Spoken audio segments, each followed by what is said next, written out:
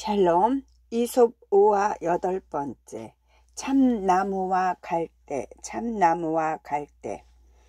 강둑의 뿌리를 박고 듬직하게 자라고 있던 참나무가 바람에 이리저리 흔들리는 갈대를 보며 비웃었죠. 이렇게 작은 바람에도 흔들리다니. 너희는 어쩌면 그렇게 연약하니 나를 좀 봐. 어지간한 바람에도 끄떡없잖아. 참나무의 비웃음에 갈대들은 아무 말도 하지 않았습니다. 이윽고 엄청난 태풍이 불어왔지요. 태풍에 맞서 끝까지 버티던 참나무는 뿌리째 뽑혀 강물에 떠 내려가는 신세가 되고 말았습니다. 참나무는 태풍에도 아무 일 없는 갈대들을 보고 믿을 수 없다는 듯이 소리를 쳤지요. 내가 이렇게 뿌리째 뽑혔는데 어떻게 너희는 아무렇지도 않을 수가 있지? 믿을 수가 없어. 갈대들이 그런 참나무를 보고 말했습니다. 우리는 너처럼 미련하게 힘만 믿고 버티지 않았기 때문에 살아남은 거야. 우리는 언제 얌전히 고개를 숙여야 할지 안다고. 사자와 여우와 당나귀, 사자와 여우와 당나귀. 숲에 사는 여우와 당나귀는 사이좋은 친구였습니다. 그러던 어느 날 숲에서 놀던 여우와 당나귀는 먹이를 찾아 나선 사자를 만나게 되었지요. 사자는 마침 잘 되었다는 듯 입맛을 다시며 여우와 당나귀에게 다가왔습니다. 그때 눈치를 살피던 여우가 잽싸게 사자의 귀에 대고 이렇게 속삭였지요. 사자님, 저를 살려주신다면 저 당나귀를 쉽게 잡을 수 있게 해드리겠습니다. 그래? 그럼 그렇게 하지. 사자는 여우의 부탁을 들어주었습니다. 사자가 순순히 물러가자 당나귀가 참았던 숨을 내쉬며 여우에게 물었습니다. 휴, 꼼짝없이 잡아 먹히는 줄 알았네. 그런데 여우야, 네가 뭐라고 했기에 사자가 그냥 간 거니? 응? 우리가 지금 몹쓸 병에 걸려서 우리를 먹으면 배가 아플 거라고 그랬지. 참 당나귀야, 저쪽에 맛있는 열매가 있는 걸 보았는데 우리 가서 따먹자. 여우는 당나귀를 전에 파둔 함정이 있는 곳으로 데리고 갔습니다. 그리고 기회를 보아 냉큼 당나귀를 함정에 밀어넣고 숲속을 향해 외쳤죠. 사자님, 어서 와서 이 당나귀를 드세요. 제가 함정에 몰아 넣었답니다. 당나귀는 깜짝 놀랐습니다. 여우야, 너 그게 무슨 소리니? 당나귀야, 미안. 이렇게 하면 사자님이 나를 살려주신다고 했거든. 여우는 어쩔 수 없었다는 듯이 당나귀를 보며 말했죠. 그때 숲속에서 사자가 나왔습니다. 수고했다, 여우야. 그러고는 얼른 당나귀를 잡아먹어 버렸지요. 그럼 저도 가도 되겠지요, 사자님? 여우는 비겁하게 웃으며 말했습니다. 아까 너희 둘이 힘을 합쳐 덤볐다면 나 혼자 너희를 상대하는 건 힘들었을 테지. 하지만 이제 너 혼자밖에 없는데 내가 왜 널 놓아주겠니? 사자는 여우까지 냉큼 잡아먹어 버렸습니다.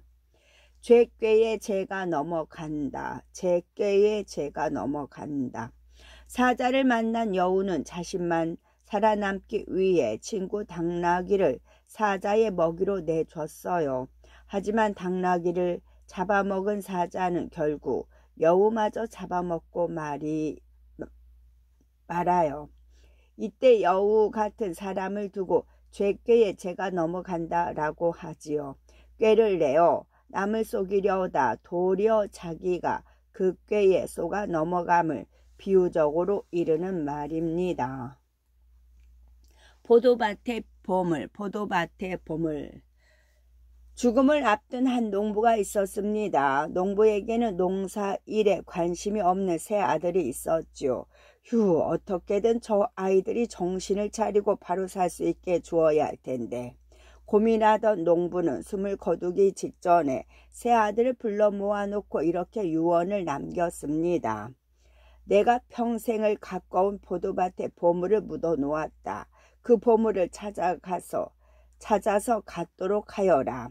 세 아들은 아버지의 장례식이 끝나자마자 아버지가 남겨놓은 보물을 찾기 위해 포도밭 이것저것을 파헤치기 시작했습니다. 그러나 여름이 가고 가을이 가도록 포도밭에서 보물은 발견되지 않았지요. 땅을 파다 지친 세 아들은 아버지가 거짓말을 했다고 생각하기 시작했어요. 게으른 우리를 골탕 먹이기 위해 하신 말씀이 틀림없어. 우리는 그것도 모르고 헛고생만 했잖아. 아버지는 거짓말쟁이야. 그리고 가을이 되었습니다. 세 아들이 여기저기를 파헤친 덕에 땅이 윤택해져서 그의 포도밭에는 포도가 아주 풍성하게 열렸지요. 그제야 아들들은 아버지가 말씀하신 보물이 무엇인지 알게 되었습니다. 아, 농사일을 부지런히 하면 풍성한 수확을 거둘 수 있다는 뜻이었구나. 그 큰 깨달음을 얻은 세 아들은 그때부터 아주 부지런한 농부가 되었답니다. 노예와 사자, 노예와 사자. 못된 주인을 만나 고생하던 노예가 도망을 쳤습니다. 있는 힘을 다해 숲속으로 도망치던 노예는 거대한 사자와 마주쳤지요. 아, 나는 이제 죽었구나. 꼼짝없이 사자의 밥이 될 거라고 생각하고 노예는 두 눈을 찔끔 감았습니다. 그러나 한참이 지나도록 아무 일도 일어나지 않았어요. 이상하게 생각한 노예가 살며시 눈을 떴습니다. 그랬더니 사자가 눈물이 그렁그렁 맺힌 채 앞발을 들고 서 있는 것이 아니겠습니까? 자세히 보니 사자의 앞발에는 커다란 가시가 박혀 있었어요. 아, 이 가시를 빼달라는 뜻이구나. 노예는 무서움을 꾹 참고 조심조심 사자의 발에서 가시를 빼주었지요. 사자는 가시를 빼준 노예의 뺨을 핥으며 고마움을 표시했습니다. 이렇게 해서 사자와 노예는 친구가 되어 같이 숲속에서 지내게 되었지요. 시간이 한참 흐른 어느 날 노예가 사자에게 말했습니다. 사자야, 너와 숲속에서 지내는 것도 좋지만 고향에 두고 온 친구들이 너무 보고 싶어. 나는 거기 가서 친구들과 살아야 할 것 같아. 사자와 노예는 아쉬운 작별을 하였습니다. 그런데 친구를 만나러 고향에 온 노예는 곧 옛 주인에게 붙잡히고 말았죠. 화가 난 주인은 이렇게 말했습니다. 노예가 감히 도망을 치다니. 내일 커다란 극장에 사람들이 가득 모인 앞에서 너를 사자의 먹이로 던져주고 말 테다. 다음 날 사자 앞에 던져진 노예는 이번이야말로 죽었다고 생각하며 눈을 꼭 감고 몸을 떨었습니다. 그런데 노예를 사납게 덮칠 줄 알았던 사자가 다가오더니 뺨을 다정하게 핥는 것이 아니겠습니까? 아니, 어떻게 저런 일이 사람들은 깜짝 놀랐습니다. 그 사자는 바로 노예가 걱정되어 따라왔다가 붙잡힌 친구 사자였던 것이지요. 이런 사연을 알게 된 사람들은 감동하여 노예를 살려줘야 한다고 외쳤습니다. 그리하여 노예는 목숨을 건지고 평생 사자와 친구로 지냈답니다. 독수리와 딱정벌레, 독수리와 딱정벌레. 독수리에게 쫓기던 토끼 한 마리가 다급하게 딱정벌레에게 도움을 청했습니다. 그래, 내가 힘껏 도와줄게. 독수리는 그런 토끼와 딱정벌레를 비웃었어요. 니까지 딱정벌레가 무슨 힘이 있다고. 그러고는 토끼의 앞을 막아서는 딱정벌레를 손쉽게 물리치고 토끼를 잡아먹어 버렸습니다. 딱정벌레는 화가 많이 났지요. 독수리, 네가 나를 무시했다 이거지. 어디 두고 보자. 딱정벌레는 독수리의 둥지에 숨어 들었습니다. 그리고 독수리가 알을 낳을 때마다 그 알들을 바닥으로 떨어뜨려 깨버렸지요. 독수리는 화가 났지만 딱정벌레가 둥지의 조그만 틈으로 숨어 들어가 버리자 찾을 방법이 없어 발만 동동 굴렸습니다. 딱정벌레, 너 언제까지 이럴 거야 정말. 네가 먼저 나를 무시했잖아. 나는 평생 네 알이 보일 때마다 다 깨버릴 거야. 독수리는 어쩔 수 없이 딱정벌레를 피해 위험한 절벽에 알을 낳아야 했습니다. 어휴, 딱정벌레를 작다고 무시했다가 내가 이 꼴을 당하는구나. 병사와 말, 병사와 말. 젊은 병사가 있었죠. 이 병사에게는 말 한 마리가 있었습니다. 병사는 전쟁터에서 자신의 말을 정성껏 돌보고 아꼈죠. 적군과 싸울 때 한마음으로 잘 싸우기 위해서였습니다. 그래서 좋은 먹이를 주고 충분한 휴식도 취하게 해주었지요. 그러자 말 역시 전쟁터에서 주인을 위해 최선을 다해 힘든 일을 이겨내고 끝까지 함께 싸웠답니다. 그리고 마침내 전쟁이 끝났죠. 그런데 전쟁이 끝나자마자 병사는 말을 함부로 다루었습니다. 음식도 제대로 주지 않고 온갖 잡다한 일을 다 시켰지요. 그래서 말은 점점 삐쩍 마르고 병이 들었습니다. 그러던 중 다시 전쟁이 터졌습니다. 병사는 말의 안장과 굴레를 씌우고 무거운 갑옷을 입고 올라탔습니다. 그리고 예전의 용맹함을 떠올리며 전쟁터로 나아갔지요. 그러나 말은 전쟁터에 도착하기도 전에 주저앉고 말았습니다. 그러고는 주인에게 이렇게 하소연하였죠. 도저히 일어날 수가 없네요. 주인님이 저에게 나쁜 음식을 주고 고된 일만 시키는 바람에 저는 당나귀가 되었어요. 아마 저를 말로 되돌리려면 전쟁이 끝나버리고 말 거예요. 병사는 땅을 치고 후회했지만 때는 이미 늦고 말았죠. 황금알을 낳는 거위, 황금알을 낳는 거위. 옛날에 거위와 닭을 키우며 살던 농부 부부가 있었죠. 어느 날 농부의 아내는 거위의 둥지에서 놀라운 것을 발견했습니다. 이리 좀 와보세요. 우리 거위가 황금알을 낳았어요. 깜짝 놀란 농부가 헐레벌떡 뛰어왔어요. 정말이네. 정말 황금알을 낳았어. 우린 이제 부자야. 하하하하. 그 뒤로 농부네 거위는 매일매일 황금알을 낳았습니다.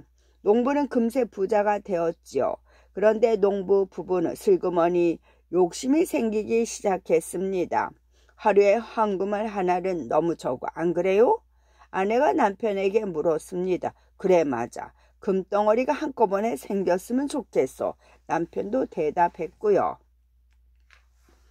부부는 머리를 맞대고 생각했습니다. 저 거위 뱃속에는 황금이 가득 들어 있겠죠. 우리 이럴 게 아니라 거위 배를 갈라서 황금을 한꺼번에 꺼낼까요? 그거 좋겠군. 두 사람은 당장 거위를 죽여 배를 갈랐습니다. 그러나 거기에 황금은 없었죠. 에구, 우린 이제 망했다. 지나친 욕심은 화를 부르는 법입니다. 황소와 개구리, 황소와 개구리.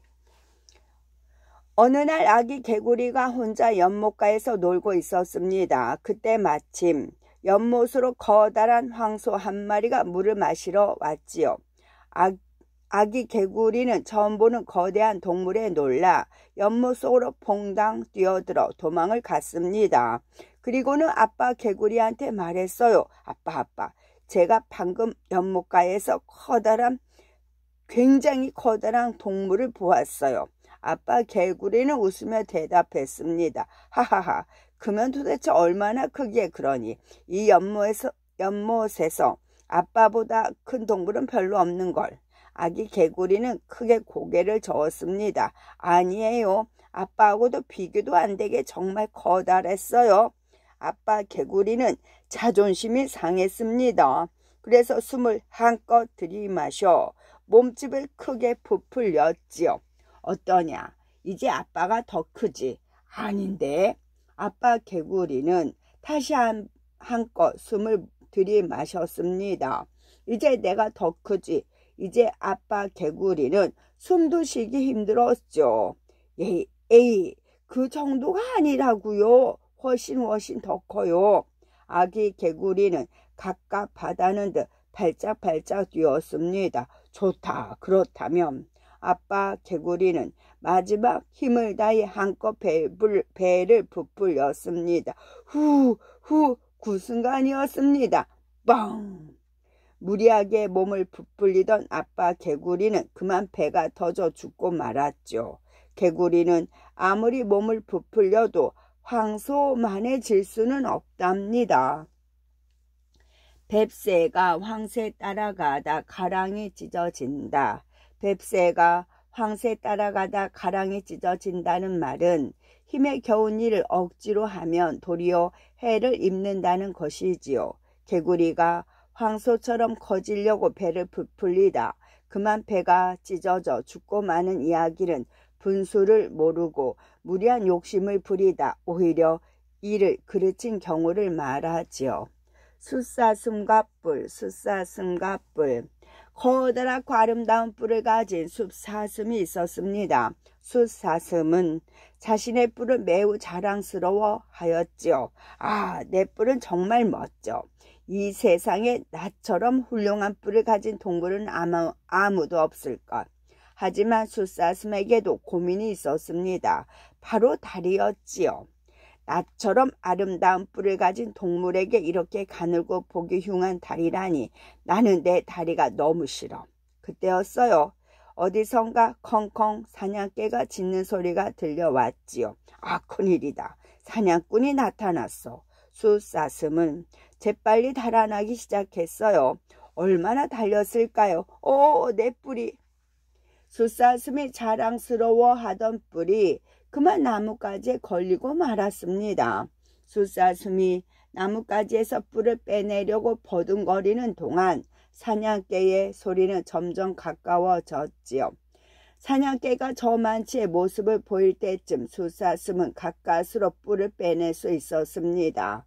그리고는 두 다리로 힘차게 달아났지요. 멀리 도망친 숫사슴은 한숨을 돌리고서 이렇게 말했어요. 휴, 겨우 살았다. 아름답지만 쓸모없는 뿔 때문에 죽을 뻔했다가 내가 볼품없다고 싫어했던 다리 덕분에 목숨을 건졌네. 토끼와 거북, 토끼와 거북. 어느 날 거북 한 마리가 느릿느릿 숲속을 걸어가고 있었습니다. 그 모습을 보던 토끼가 깔깔대며 놀렸어요. 이 느린 보야. 그렇게 느려서야 해 지기 전에 어딜 갈 수 있겠니? 괜찮아. 느려도 꾸준히 가다 보면 언젠가는 목적지에 도착할 테니까. 거북은 느릿하게 대답했습니다. 토끼는 그런 거북을 놀려주고 싶었죠. 너 나랑 달리기 시합 안 할래? 나도 네가 얼마나 느린지 알아야 될 거 아니야. 여러분, 거북이 저랑 달리기 시합을 한대요. 토끼는 숲속 여기저기에 소문을 내기 시작했습니다. 그래서 거북은 꼼짝없이 토끼와 달리기 시합을 하게 됐지요. 다음날 숲속 동물들이 모두 모여 지켜보는 가운데 토끼와 거북의 달리기 시합이 시작되었습니다.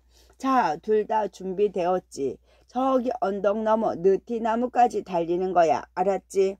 심판을 맡은 여우가 경기 규칙을 설명했습니다. 준비, 출발! 시합이 시작되었어요. 토끼는 손살같이 앞으로 달려나갔습니다. 물론 거북은 느릿느릿 출발했지요. 한참을 달려나간 토끼는 언덕 위에 우뚝 서서 저 멀리 거북이 오는 것을 지켜보았지요. 자신은 벌써 절반을 훨씬 넘게 왔는데 거북은 아직도 출발선 근처에 있는 것이 보였습니다. 하하하, 느림보 거북, 내 저럴 줄 알았어. 너무 차이가 나도 안 좋으니까 여기서 느긋하게 기다렸다 가볼까. 토끼는 나무 그늘에 누워 콧노래를 부르기 시작했습니다. 햇볕은 따뜻하고 풀밭은 포근했지요. 토끼는 그만 깜빡 잠이 들고 말았습니다. 거북은 느리지만 꾸준히 한 걸음 한 걸음 결승점을 향해 발을 떼어 놓았죠. 당연히 내가 토끼보다 빠를 수야 없겠지. 그래도 여러 친구들 앞에서 하는 시합이니만큼 최선을 다하는 거야. 거북은 땀을 뻘뻘 흘리며 열심히 걸었습니다. 너무 열심히 앞만 보고 걷느라 언덕 위에서 토끼가 자고 있는 것도 보지 못했지요. 와, 거북이 이기겠는걸. 와, 정말이네. 토끼는 보이지도 않아. 저 멀리서 들리는 환호성에 토끼가 화들짝 놀라 잠에서 깨어났습니다. 소리가 들리는 곳은 달리기 시합의 결승점이 있는 느티나무 아래였어요. 거북이 결승점 바로 아래까지 가 있었습니다. 아니 이런, 내가 너무 오래 잤어.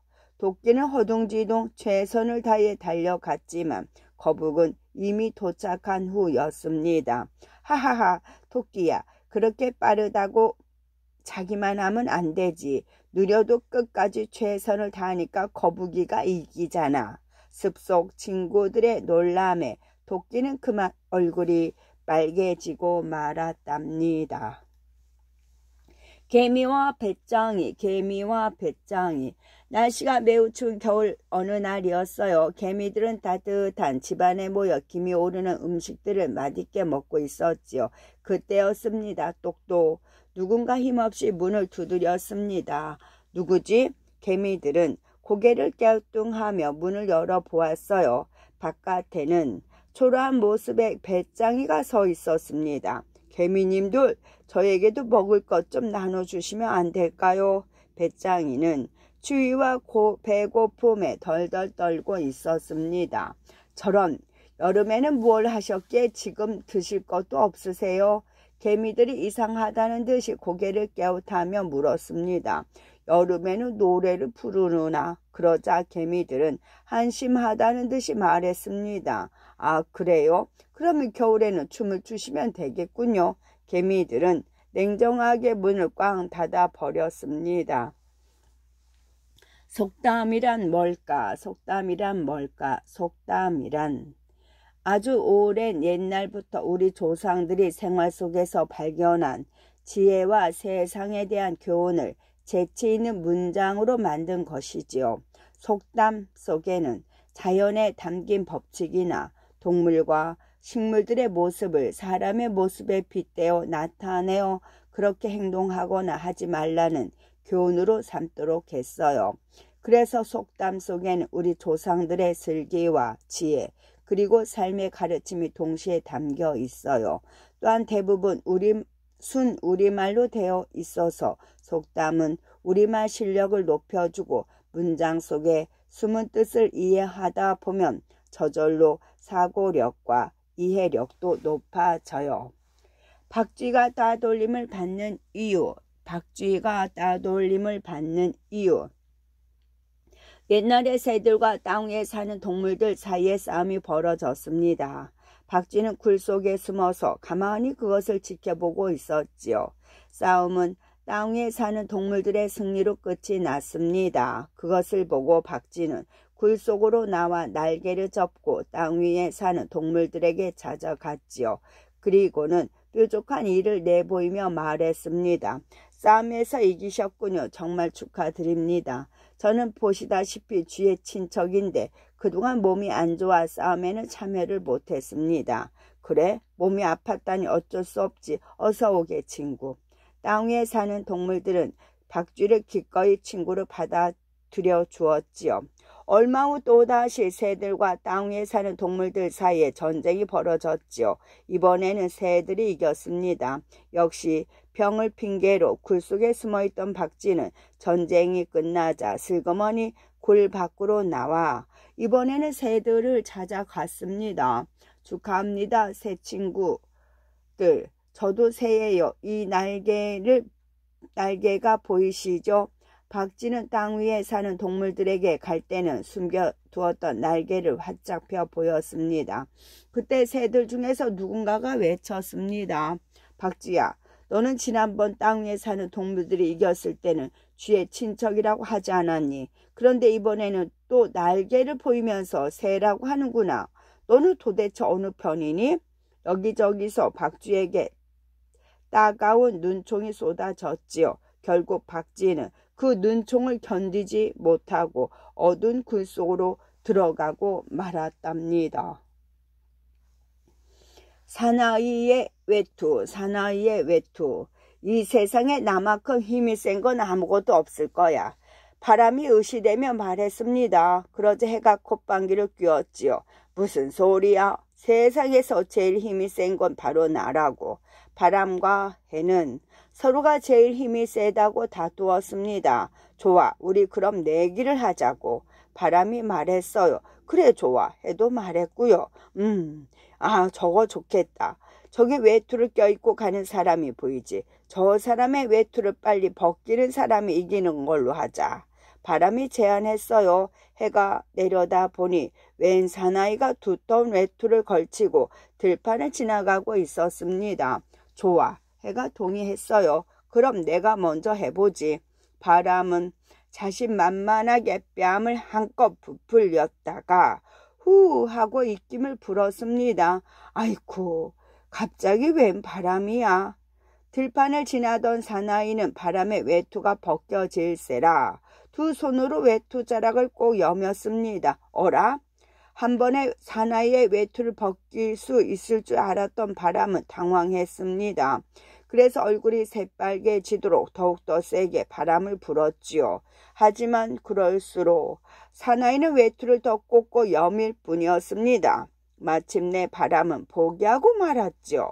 그 모습을 보고 해가 크게 웃었습니다. 하하하, 모든 일을 그렇게 힘으로만 해결하려면 모든 일을 그렇게 힘으로만 해결하려고 들면 안 돼. 나를 잘 보라고. 해는 얼굴을 새빨갛게 붉히며 뜨거운 열을 쏘아내었습니다. 내가 못한 일을 네가 할 수 있을 것 같아. 바람도 어림도 없다는 듯이 말했지요. 그런데 이게 웬일입니까? 사나이는 손으로 이마에 맺힌 땀을 닦으며 말했습니다. 어휴, 덥다. 오늘은 날씨가 왜 이러지? 좀 전에는 바람이 그렇게나 심하게 불더니 이제는 더워서 견딜 수가 없네. 그러더니 입고 있던 외투를 훌랑 벗어 손에 드는 것이었습니다. 허영심이 많은 까마귀, 허영심이 많은 까마귀. 어느 날 신이 새들을 모아놓고 말했습니다. 너희들 가운데 가장 아름다운 새를 왕으로 뽑겠다. 새들은 저마다 가진 아름다움을 뽐내기 위해 몸치장을 하느라 애를 썼습니다. 그러나 새까만 털을 지닌 까마귀는 아무리 꾸며도 자신이 아름답지 않은 것 같아 고민이 빠졌습니다. 나도 왕이 되고 싶은데 어떻게 하지? 방법을 찾던 까마귀에게 마침 좋은 생각이 떠올랐어요. 그렇게 하면 되겠다. 까마귀는 숲속을 돌아다니며 새들이 떨어뜨린 깃털을 주워 모으기 시작했어요. 그러고는 자신의 몸 여기저기에 붙여 화려하게 장식을 하였죠. 새들의 왕을 뽑는 날이 되었습니다. 새들은 제가 아름답게 다듬은 깃털을 펼쳐 보였습니다. 드디어 까마귀의 차례가 되었죠. 우와, 까마귀가 언제부터 저렇게 아름다웠어? 그러게, 온갖 색깔의 깃털이 다 있잖아. 새들은 까마귀의 모습에 깜짝 놀랐습니다. 까마귀는 한껏 의기양양해졌지요. 그때였습니다. 이상하다. 저기 내 꼬리 깃털 같은데? 이렇게 소리친 공작이 까마귀에게 성큼 다가가서 까마귀의 꼬리에 붙은 화려한 깃털 하나를 쏙 잡아 뽑았습니다. 이거 뭐야? 내 깃털을 몸에 붙인 거였잖아. 그러자 다른 새들도 웅성대기 시작했어요. 그러고 보니 저기 붉은 주황색 깃털은 내 것 같은데 저기 내 파란 깃털도 있어. 새들은 순식간에 달려들어 까마귀의 몸에서 자신들의 깃털을 찾아갔습니다. 까마귀에게는 결국 새까만 깃털만 남았죠. 뭐야, 남의 털을 붙이고 아름다운 척한 거였어? 새들은 까마귀를 비웃었습니다. 까마귀는 부끄러움에 고개를 떨어뜨리고 숲을 떠났죠. 까마귀 날자 배 떨어진다. 까마귀 날자 배 떨어진다. 원래 배나무에서 배가 떨어진 것이 까마귀와는 아무 상관이 없는데 까마귀가 날자 우연히 배가 떨어지면서 꼭 까마귀가 배를 떨어뜨린 것처럼 의심을 받게 된다는 말이에요. 우리는 살다 보면 이렇게 까마귀 날자 배 떨어지는 경우를 만나 억울한 일을 당할 때가 있어요. 이런 일을 당하지 않도록 늘 경계해야 되겠죠. 나무와 도끼, 나무와 도끼. 한 나무꾼이 자루 없는 도끼를 들고 숲으로 갔어요. 우와, 이 숲의 나무님들은 정말 멋지게 생기셨네요. 다들 키도 훤출하게 크시고 가지도 멋지게 벌어졌어요.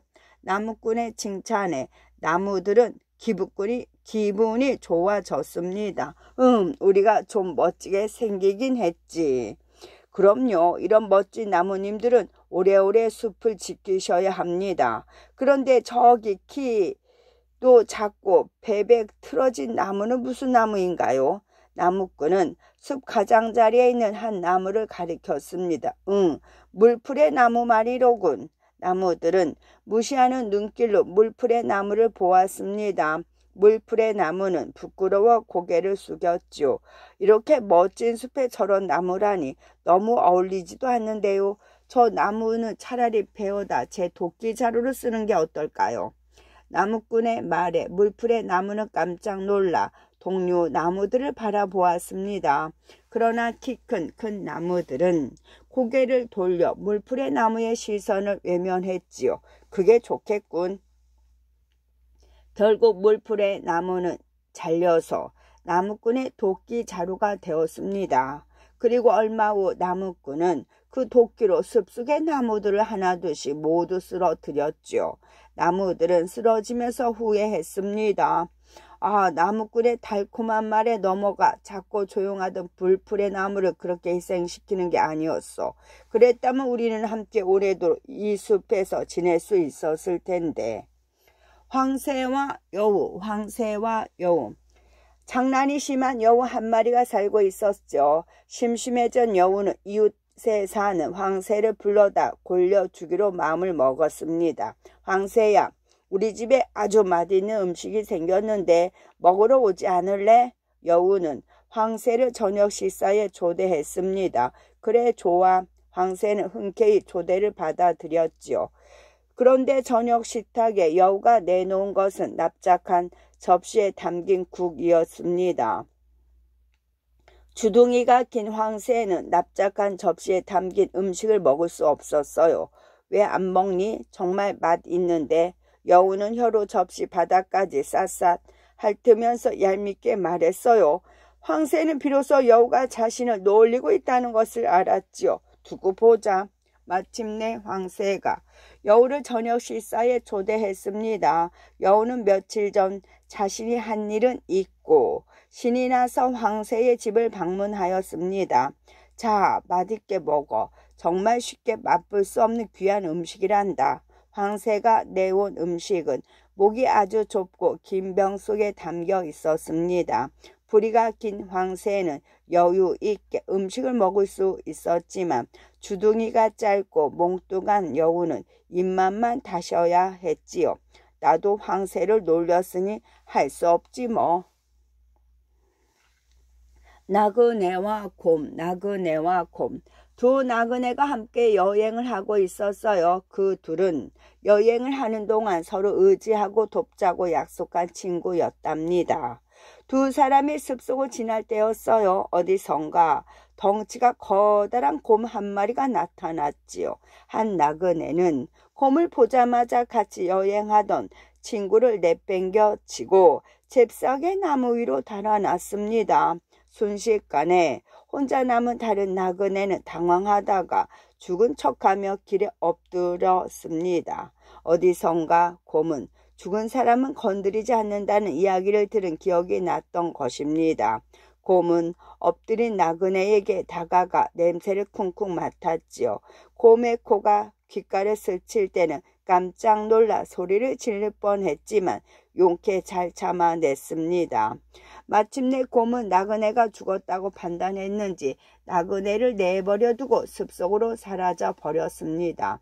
나무 위로 도망갔던 나그네가 그때서야 슬슬 나무에서 내려왔지요. 그러고는 옷에 묻은 먼지를 덜며 일어나는 다른 나그네에게 물었습니다. 여보게, 내가 위에서 보니까 곰이 자네 귀에 대고 뭐라고 이야기를 하는 것 같더군. 뭐라고 하던가? 먼지를 덜던 나그네는 나무에서 내려온 나그네를 빤히 보며 이렇게 말했습니다. 위험할 때 혼자 살겠다고 도망가는 사람하고는 친구를 하지 말라고 하더군. 양치기 소년. 마을에서 조금 떨어진 곳에서 양을 치며 살아가는 소년이 있었어요. 하루 종일 양떼만 바라보던 소년은 심심해졌습니다. 심심해. 뭐 재미있는 일은 좀 없을까? 한참을 고민하던 소년은 무릎을 탁 쳤습니다. 옳지. 그거 재미있겠다. 그러고서는 벌떡 일어서서 마을 쪽을 향해 두 손을 모아 입가에 대고 소리쳤습니다. 늑대다. 늑대가 나타났어요. 아이고, 양을 다 잡아먹네. 소년의 외침에 마을 사람들이 소년을 도우려고 헐레벌떡 달려왔답니다. 어디냐 어디. 늑대가 어디에 있어? 그 모습을 본 소년은 배를 잡고 웃었습니다. 하하하, 거짓말이었어요. 다들 속았지요. 하하하. 마을 사람들은 허탈해하며 터덜터덜 돌아갔습니다. 그러나 그 장난이 너무나 재미있었던 소년은 그 다음날도 거짓말로 사람들을 골탕 먹였죠. 그러던 어느 날 이번에는 정말로 늑대가 나타났습니다. 진짜 늑대잖아. 큰일 났다. 도와주세요. 이번에는 진짜예요. 진짜 늑대가 나타났어요. 소년은 겁에 질러 외쳤습니다. 그러나 마을 사람들은 저 멀리에서 소년을 보고 비웃었습니다. 우리가 또 속을 줄 알고 어림없다 이 녀석아. 소년은 울상이 되었죠. 그러는 동안 늑대는 소년의 양을 남김없이 잡아먹고 말았답니다.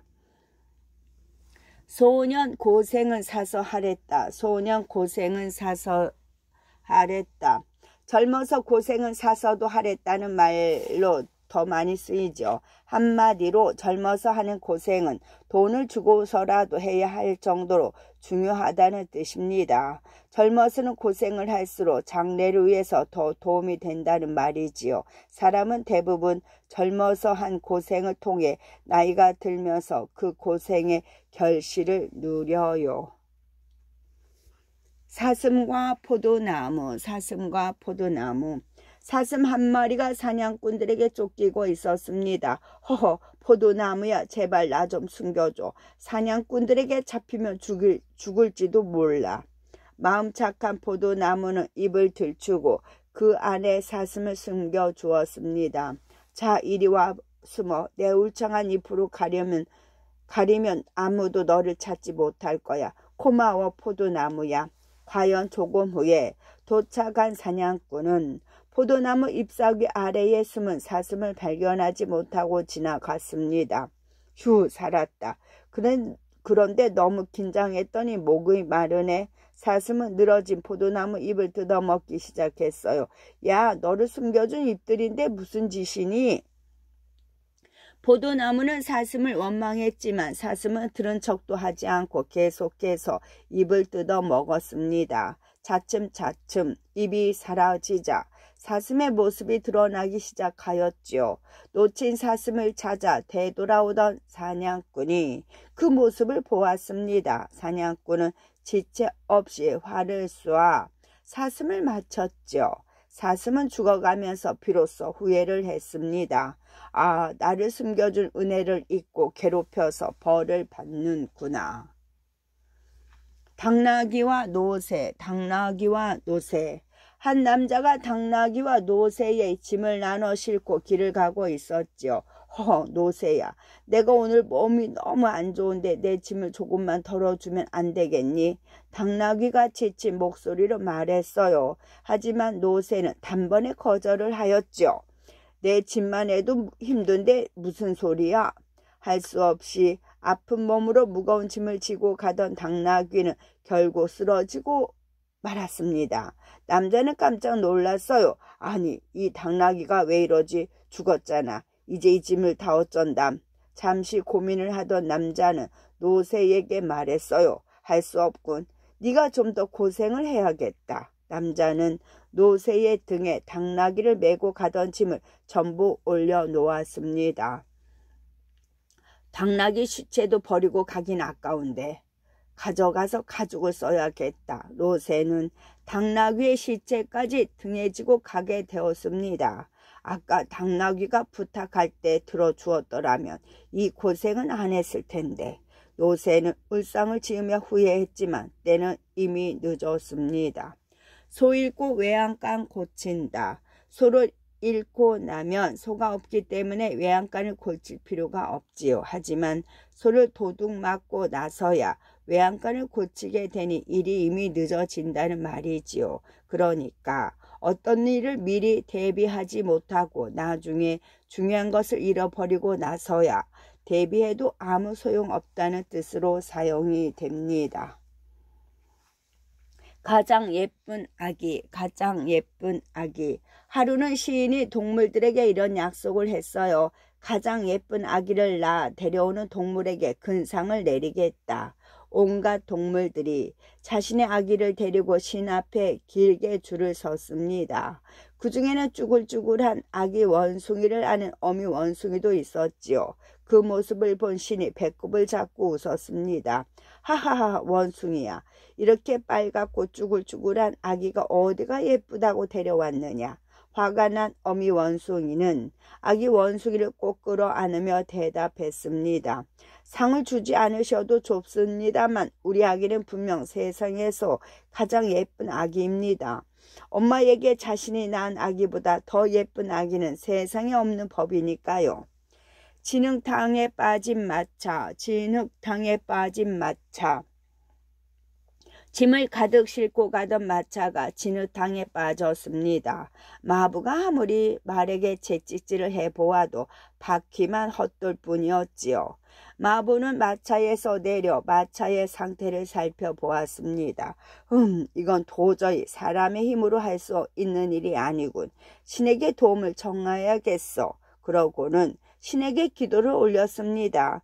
마부의 기도를 듣고 신이 내려왔습니다.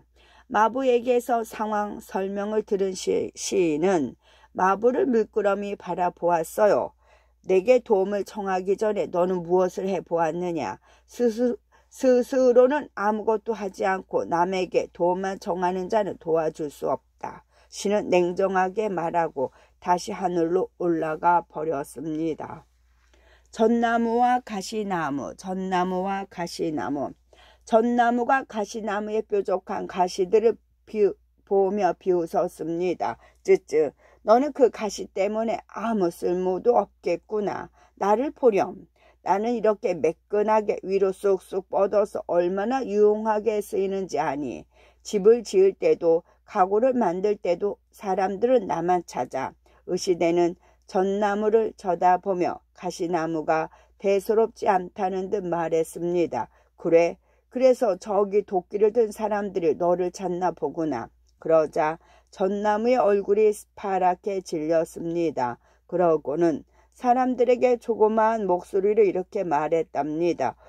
저기요, 저는 전나무가 아니라 가시나무인데요.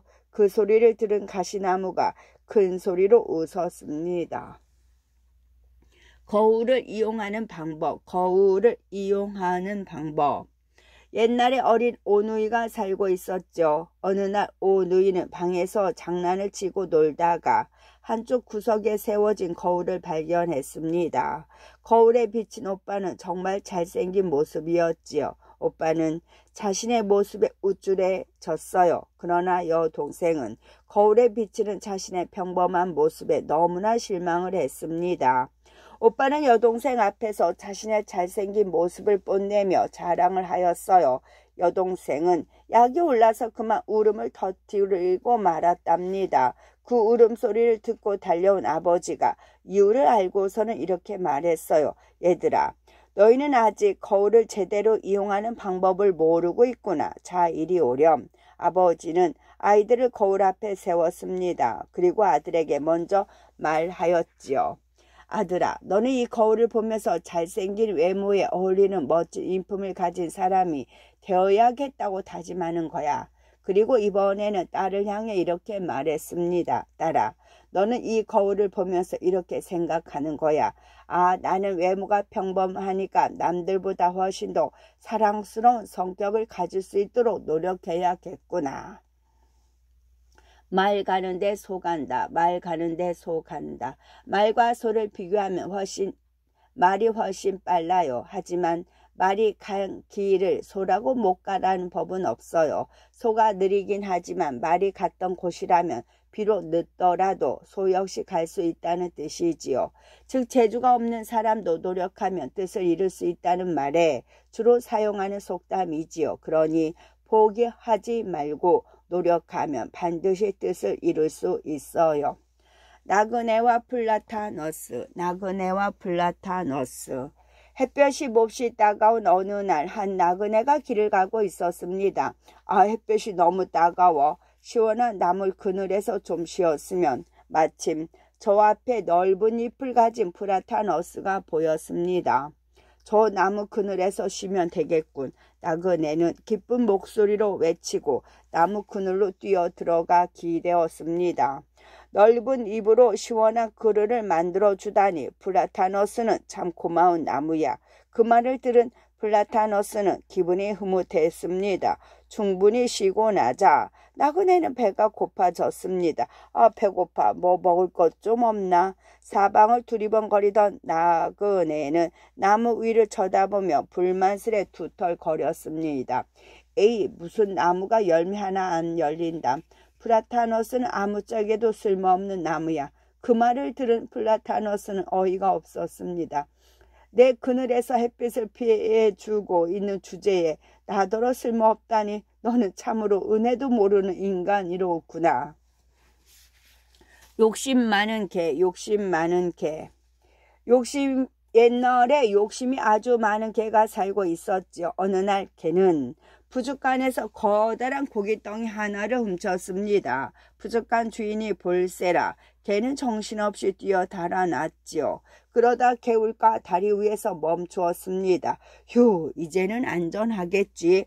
그때였어요. 무심코 아래를 내려다본 개는 깜짝 놀랐습니다. 다리 아래에 웬 개가 커다란 고깃덩어리를 물고 있는 모습이 보이는 게 아니겠어요? 아니, 저 녀석의 고깃덩어리가 더 크고 맛있겠는걸? 개는 욕심이 생겼습니다. 이것도 먹고 싶고 저것도 먹고 싶은데 어떻게 하지? 옳지. 그러면 좋겠다. 큰 소리로 짖어서 저 녀석이 고깃덩어리를 듣고 달아나게 하는 거야. 욕심 많은 개는 숨을 모았다가 큰 소리로 지었습니다. 컹컹 컹컹컹. 그 바람에 개의 입에 물려있던 고깃덩어리가 그만 다리 아래로 떨어지고 말았지요. 붕덩. 그런데 이게 웬일입니까? 다리 아래에 있던 녀석의 입에서도 고깃덩어리가 사라졌습니다. 그것은 바로 물에 비친 자신의 모습이었던 것이지요. 그냥 욕심 부리지 말고 내 입에 있는 거나 먹을 것. 욕심 많은 개는 후회를 했지만 이미 고깃덩이는 물속으로 사라진 후였습니다. 서당께 3년이면 풍어를 읊는다. 서당에서 3년 동안 살면서 매일 글 읽는 소리를 듣다 보면 개조차도 글 읽는 소리를 내게 된다는 뜻이에요.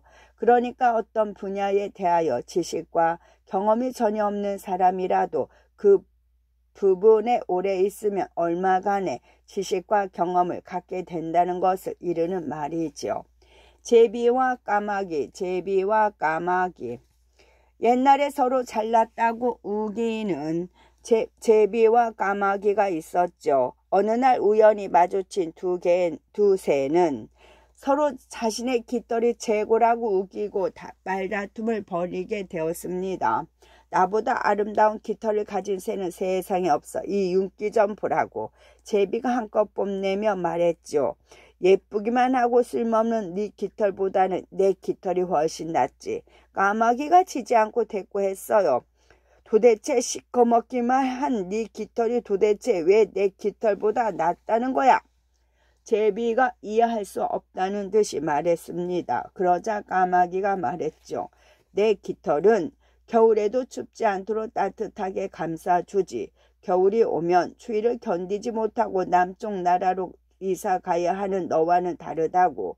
그러니 겉보기에만 예쁜 네 깃털보다 나를 따뜻하게 지켜주는 내 깃털이 훨씬 아름답고 소중한 거야. 알겠니? 제비는 그만 할 말이 없어졌습니다. 까마귀 고기를 먹었나? 친구 중 약속을 잘 까먹거나 숙제를 잊어버리고 자주 해오지 않은 경우에 우리는 너 까마귀 고기 먹었니? 하면서 이야기할 수 있어요. 이 속담은 물건을 잃어버리거나 약속 등을 자주 잊어버리고 덜렁대며 깜빡깜빡하는 사람에게 비유해서 이르는 말이죠. 당나귀와 배짱이, 당나귀와 배짱이. 옛날에 욕심 많은 당나귀가 살고 있었습니다. 무엇이든 남이 가진 좋은 것은 다 가지고 싶어하는 욕심쟁이였지요. 어느 날 당나귀는 풀숲에서 매우 멋진 노래 소리를 들었습니다. 그 노래는 바로 배짱이가 부르고 있었지요. 배짱아, 너의 노래소리는 정말 아름답구나. 어떻게 하면 그렇게 아름다운 노래를 부를 수 있니? 배짱이는 말했어요. 응, 우리가 아침에 이슬만 먹어서 이런 고운 목소리를 낼 수 있는 거야. 그래? 그렇다면 나도 당장 내일부터 이슬만 먹겠어. 당나귀는 기운차게 다짐했습니다. 배짱이는 걱정스럽게 얘기했어요. 괜찮겠니? 너는 덩치도 크고 일도 많이 해야 할 텐데 노래만 잘할 수 있다면 난 뭐든지 할 수 있어. 당나귀는 씩씩하게 장담을 했습니다. 그러나 과연 말처럼 쉬웠을까요? 이슬만 먹던 당나귀는 며칠 안 가 그만 풀썩 쓰러지고 말았답니다. 그런 당나귀를 보고 배짱이가 크게 웃었습니다. 저러게, 그러게, 자기한테 어울리는 일을 했어야지. 어린 올리브 나무와 무화과 나무, 어린 올리브 나무와 무화과 나무. 이제 막 가을을 맞는 어린 올리브 나무가 있었죠. 올리브 나무는 가을이 되자 잎이 다 말라 떨어진 무화과 나무를 보고 의시되며 말했어요. 어머나 가엾어라, 잎이 다 떨어졌네요. 그렇게 앙상한 모습으로 겨울을 나는 건가요? 너무 안 됐군요. 저는 1년 내내 이 푸른 잎을 달고 지낸답니다. 호호호호. 무화과 나무는 아무 말도 하지 않았습니다. 이윽고 흰눈이 펑펑 내리는 겨울이 왔어요. 땅 위에도 나뭇가지 위에도 눈이 소복소복 쌓였지요. 무화과 나무는 몸을 가볍게 흔들어 가지 위에 쌓인 눈을 덜어낼 수 있었습니다. 그러나 넓은 잎을 가득 단 올리브 나무는 그 위에 쌓인 눈의 무게에 울상이 되었죠. 그리고 마침내는 눈의 무게를 감당하지 못해 가지들이 하나둘씩 부러지기 시작했습니다. 엉엉엉, 눈이 너무 무거워요. 가지가 부러져서 너무 아파요. 엉엉엉. 봄이 왔을 때 올리브 나무에는 성한 가지가 몇 개 남아있지 않았습니다. 그러나 무화과 나무의 가지들은 하나도 다치지 않았죠. 무화과 나무가 시무룩해 있는 올리브 나무를 보고 말했어요. 나는 이제 이 가지들의 싱싱한 새 잎을 피워 올릴 거야.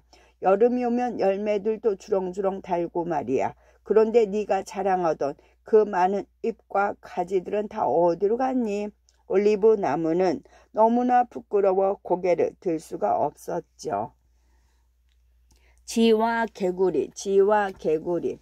연못가에 살던 쥐와 개구리가 서로 친구가 되었습니다. 쥐는 물속을 자유롭게 오가며 사는 개구리들을 부러워했지요. 너는 물속도 마음대로 오갈 수 있어서 좋겠다. 물속은 어떻게 생겼니? 정말 신기한 게 많을 것 같다. 그러자 개구리가 말했어요. 그럼 내가 초대할 테니까 지금 놀러 가자. 그럴까? 쥐는 신이 났습니다. 그런데 물속에서 네가 길이라도 잃으면 어떡하지? 아, 그렇지. 이렇게 하자. 개구리는 대뜸 생쥐의 다리와 자신의 다리를 끈으로 묶었습니다. 이렇게 하면 괜찮을 거야. 그리고는 개구리는 물속으로 첨벙 뛰어들었습니다. 자, 봐봐. 신기하지?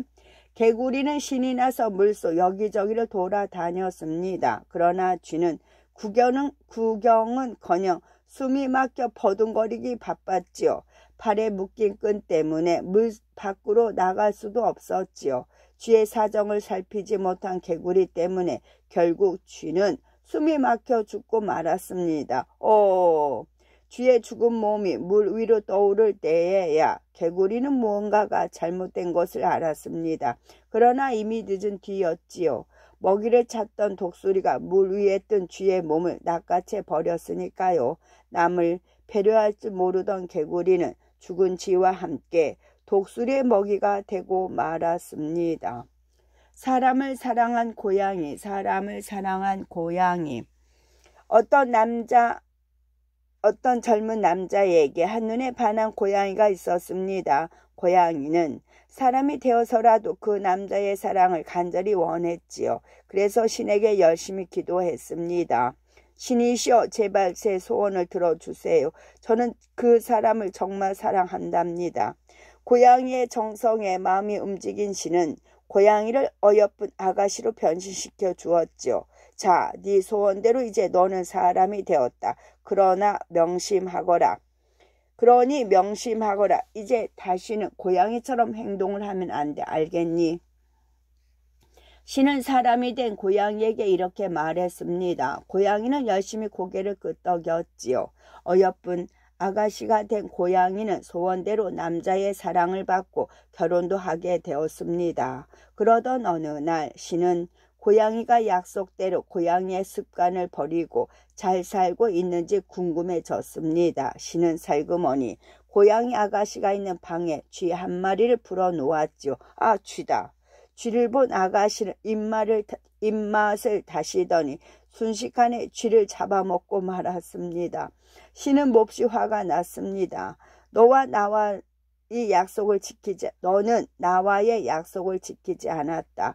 그런 행동을 하면서 사람인 척 살 수는 없어. 신은 아가씨를 고양이로 되돌려 버렸어요. 고양이는 슬피 울면서 잘못을 빌었지만 신은 끝내 용서하지 않았습니다. 얌전한 고양이가 부뚜막에 먼저 올라간다. 보통 겉보기에는 얌전하고 전혀 엉뚱한 짓을 할 것 같지 않은 사람이 엉뚱한 행동을 하거나 기대와 달리 자기 실속을 차리는 일에 알고 보면 제일 먼저 나서 있는 경우에 일컫는 속담이지요. 그러니까 겉으로는 얌전하고 아무것도 못할 것처럼 보이는 사람이 딴짓을 하거나 자기 이익을 다 챙기는 경우에 쓰는 말입니다. 원숭이의 거짓말. 어떤 남자가 애완용 원숭이를 데리고 항해를 하고 있었죠. 그러다 그만 태풍을 만나 배가 뒤집히고 말았습니다. 사람들이 물에 빠져 허우적대고 있을 때 사람들을 구해주려고 돌고래 한 마리가 다가왔습니다. 돌고래는 원숭이를 사람으로 착각해 등에 태웠지요. 어디서 오신 분이십니까? 돌고래가 원숭이에게 물었습니다. 원숭이는 돌고래가 자신을 사람으로 착각하고 있다는 것을 알았죠. 사람이 아닌 것을 알면 나를 도로 바다에 빠뜨리겠지. 안 되겠다.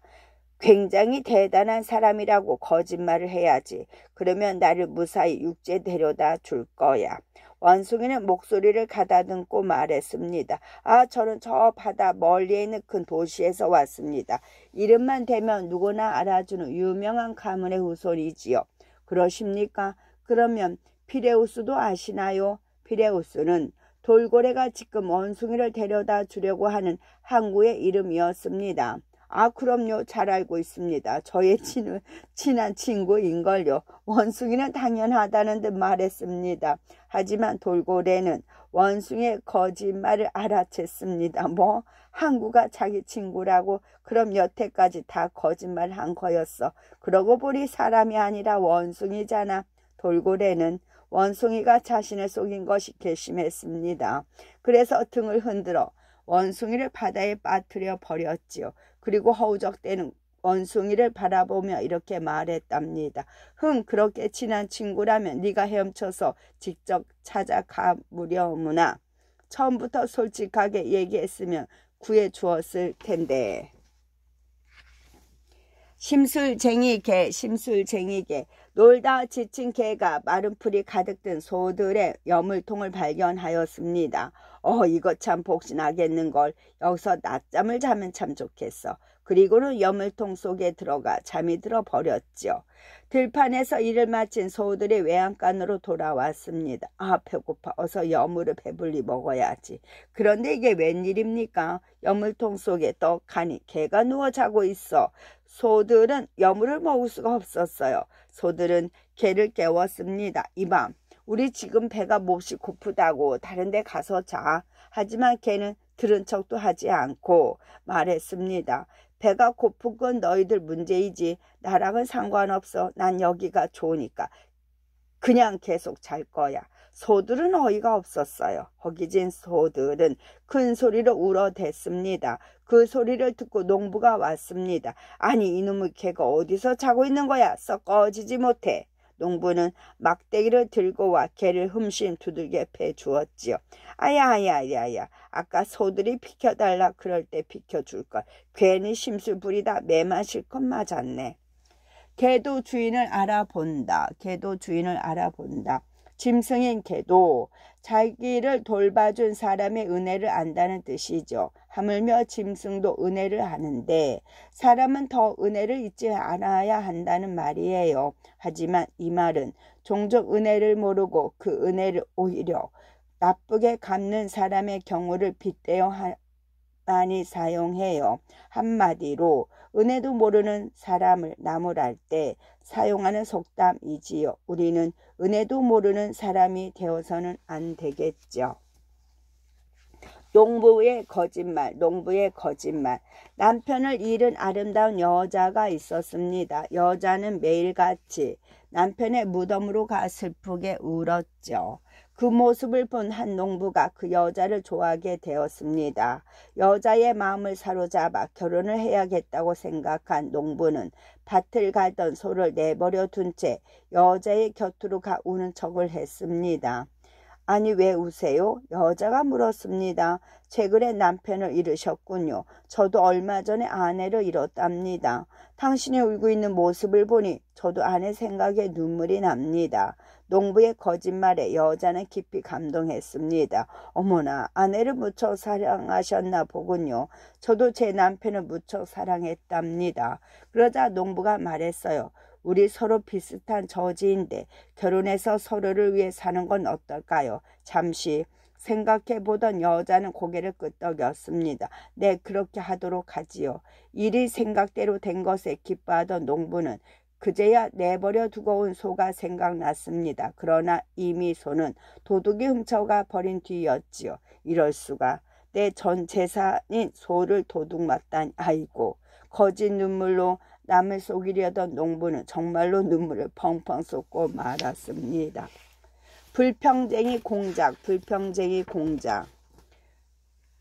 멋쟁이 공작이 자신의 화려한 깃털을 펼쳐보며 감탄했습니다. 내가 봐도 정말 아름답군. 하지만 곧 한숨을 내쉬었습니다. 깃털만 아름다우면 뭐래. 목소리가 아름답지 않잖아. 두털거리던 공작은 신을 찾아가 하소연했습니다. 신이시여, 제 깃털에 걸맞는 아름다운 목소리를 내려주십시오. 신은 부드럽게 공작을 다일렀습니다. 모든 걸 다 가질 수는 없잖니. 너는 다른 새들보다 훨씬 아름다운 깃털을 가졌으니 거기에 만족하렴. 그러나 공작은 계속 때를 썼습니다. 마침내 신도 화가 났죠. 네 소원을 들어줄 수 없어. 아름다운 목소리를 갖게 되면 너는 네가 갖지 못한 또 다른 것을 계속 탐낼 테니까. 끝.